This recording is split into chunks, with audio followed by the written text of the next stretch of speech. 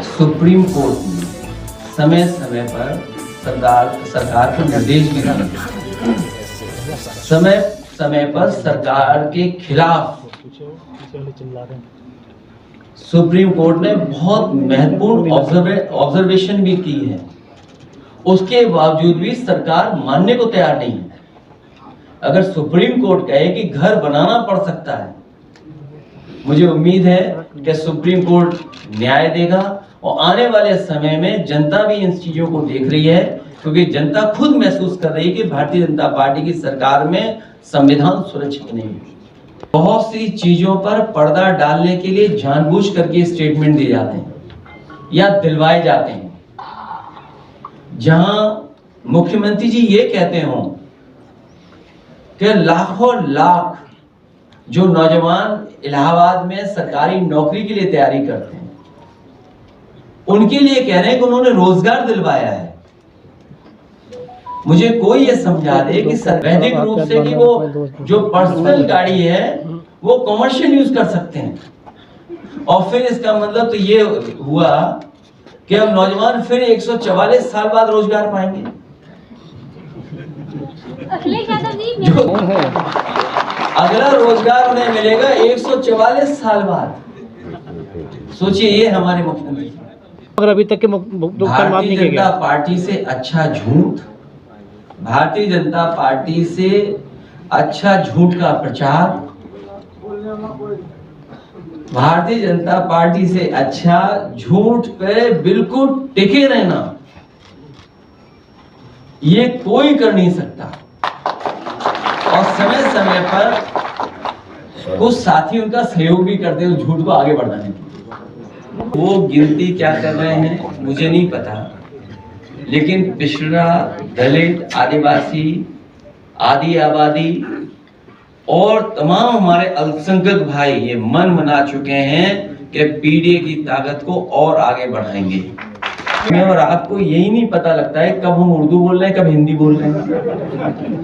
तो फिर मुझसे क्या उम्मीद करते हो आप? सोचिए, आप उर्दू का विरोध भी उर्दू में कर रहे थे वो, और अगर उनका भाषण पूरा निकालोगे तो आप में से बहुत सारे जागरूक समझदार लोग हैं, खुद बता दोगे उर्दू शब्द कितने इस्तेमाल किए हैं।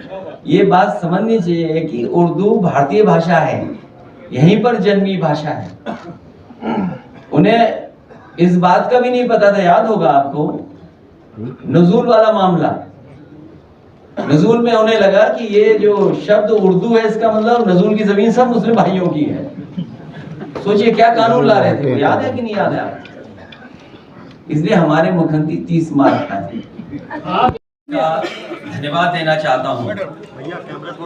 आज के कार्यक्रम के आयोजक राम लखन चौरसिया जी, डॉक्टर अजय चौरसिया जी और उनके साथ पूरे प्रदेश के जिम्मेदार सम्मानित प्रतिष्ठित चौरसिया समाज के लोग आज मौजूद थे, जिन्होंने मिलकर के स्वर्गीय शिवदयाल सिंह चौरसिया जी के बारे में न केवल उनका जीवन परिचय दिया, बल्कि जीवन में भर उन्होंने जो संघर्ष किया, आर्थिक, सामाजिक और राजनीतिक चेतना के साथ साथ आर्थिक, सामाजिक और राजनीतिक भागीदारी कैसे हो उसके बारे में जो चर्चा हुई, मैं उन सब चौरसिया समाज के लोगों का बहुत बहुत धन्यवाद देता हूं। पान पे चर्चा होगी और उनके जो आर्थिक या कारोबार या रोजगार से जुड़ी हुई जो बातें हैं,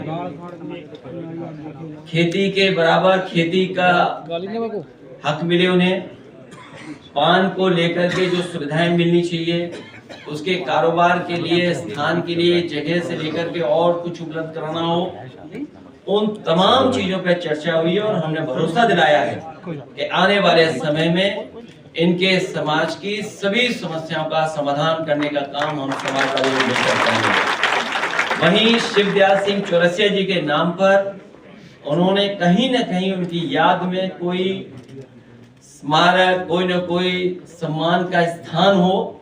मैंने उन्हें भरोसा दिलाया है कि यही रिवर फ्रंट जो सबसे अच्छा देश का रिवर फ्रंट बनेगा, इसी जगह पर हम शिवदयाल सिंह चौरसिया जी का सम्मान करने का काम करेंगे। इसी स्थान पर कोई न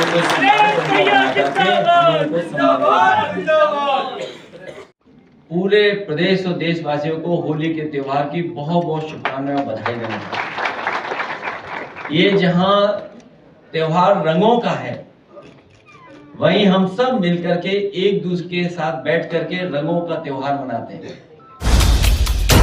हर खबर की अपडेट पाने के लिए हमारे चैनल को लाइक करें, सब्सक्राइब करें और बेल आइकन को दबाएं।